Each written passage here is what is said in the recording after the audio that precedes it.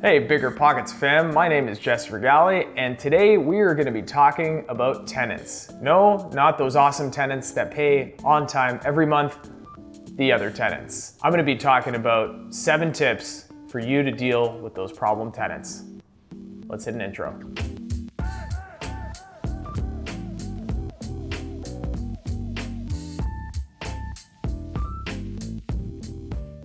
Number 1, remain calm.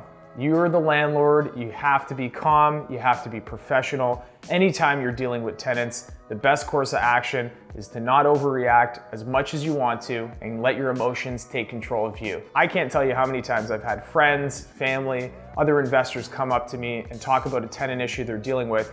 Meanwhile, in the background, they've already over email or over text freaked out on their tenant, kind of laid into them. Please avoid that. The best thing you can do is always keep a professional composure. And if it really does escalate, you've got other options that you can utilize. Number 2 is keep records. Having a written record of everything that you do with your tenants, especially ones where you have a problem tenant, potentially complaining about something in the suite, saying something happened that wasn't supposed to happen, or you should have did something and you didn't do it. This can be written records, pictures of the suite if there's something in dispute. These are the things that come down the line when you're in front of a landlord-tenant board and you're pleading your side of the story, you're pleading your case. That's what you're gonna have to be able to dispute anything the tenant is saying. This is especially true if you're like myself, who lives in a very tenant-favored jurisdiction. So anyways, keep those records. Number 3, don't be friends with your tenants. It's very tempting to want to be friends with your tenants. I mean, at the end of the day, we're all human beings where you like to connect with people, but the reality is that tenants will take advantage of it. Not all of them, but the problem tenants are the ones you're worried about, and they will down the line. So what that means is part of being a landlord is teaching them the relationship that you have. You know, if they do something wrong and you let it go for a month, that's teaching them a pattern that you're gonna allow that in the future. If you reprimand them right away, that teaches them an alternative of how you're gonna run that building. Now, a perfect example is I will file an eviction notice when my tenants are late in their rent, and I will file it a day after they're late. Even though I know some tenants will take 5 days or a week, I set the precedent that these get filed immediately when you're on the wrong side of the contract.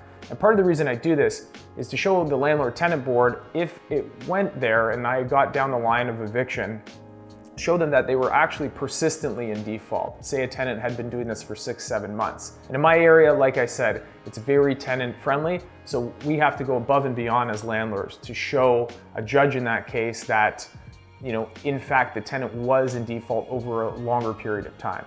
So no friends. You want friends? Join a social club. Number 4, just genuinely be a good person. If there are issues, you have to act swiftly and you have to show them that you're running a business there.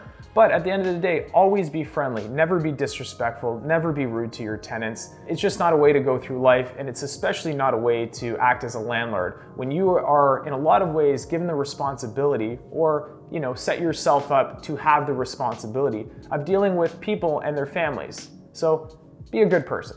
So number 5 is, for me, it's have a manager. A property manager has always been the most effective way that I handle tenant issues because it gives me that little bit of buffer between myself and the tenants. Oftentimes when I was actually a younger landlord in my early 20s, I would pretend to be the property manager. Now, I'm not saying, go lie to people, but oftentimes when they asked, I would say, I work for the owner, or, I'm here just kind of dealing with this one key issue, or, I'm managing this property. And I found that it does help in the relationship because most people are not going to yell at somebody if they think they're working for the person that they should be yelling at. It gives them a little bit of understanding, and it probably gives them a little bit more perspective, not to completely fly off the handle over something.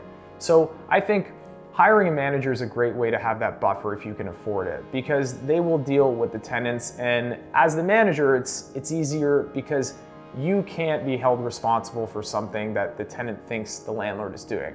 So it gives everybody a little bit of a chance to count to 10 and figure out what's going on. Number 6, you can ask the tenants to leave. Seems like the most obvious example. And depending on your area, you may be able to pay the tenants to leave. And basically a legal way to do that in my area is actually give them a incentive to leave. You can pay them a certain amount of rent and they will sign a termination with you. This, for years, I didn't even think was an option, that you could just ask a tenant to leave. For years, I just never did that. And you know what? If you are having an issue with a tenant, that might be an option. You may be able to work out an arrangement where you pay for their moving costs or you give them an incentive, like I said. I would check with your state and province to first of all see if that's permissible, if you can exchange rent or some other type of incentive for them to leave. But that was something that I always found was useful if you're really having a challenge with a tenant.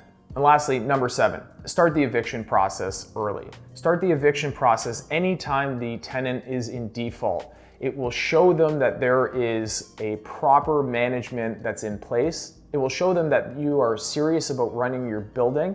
And at the end of the day, it's not about hurt feelings. You're not doing this because you're trying to be disrespectful or that you don't understand their position, but you're basically telling them that the lease means what it means. And if you are in default or you break the lease in any way, you will start the eviction process. Now, that doesn't mean that you can't be open to conversations with them and try to find a middle ground, but you're not gonna wait for them for that. You will start the eviction process. It shows that you're a professional.